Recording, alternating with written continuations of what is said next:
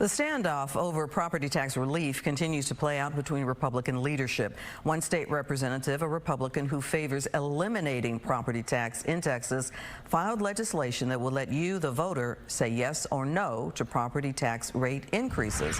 Fox 4's Sean Rabb joins us live. And Sean, you talked to Brian Harrison about his proposal.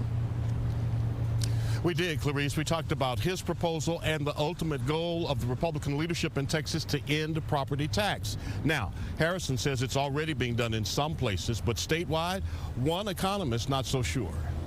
Property tax relief has state lawmakers at odds, with Republican leaders divided on the best way to go, by raising homestead exemptions or compressing the tax rate. State Representative Brian Harrison bringing back his proposal that would put the decision in the hands of voters, requiring 60% to say yes to any property tax hike.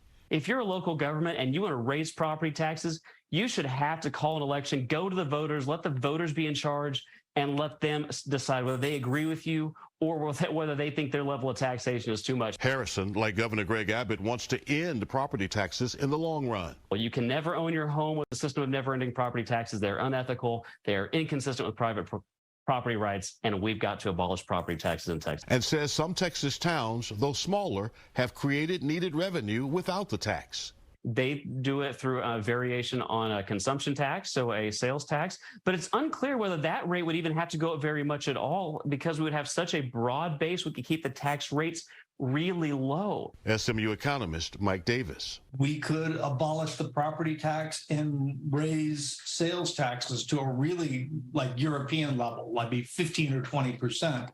That would all work. But if you want the stuff that government does, if you want a police force, if you want schools, if you want roads, one way or another, you have to pay for that. The debate over tax relief made possible by this year's record surplus in tax revenue. But Davis concerned legislators may be too optimistic about the economic future. And I don't mean to say that we're not going to continue to grow as a state. I think we will, and I hope we will. But the job of the legislature is really is to be kind of grumpy, to think, well, what happens during the bad times? If the governor has to keep us in Austin until 2025, if that's what it takes to deliver truly historic property tax relief, I hope he does it.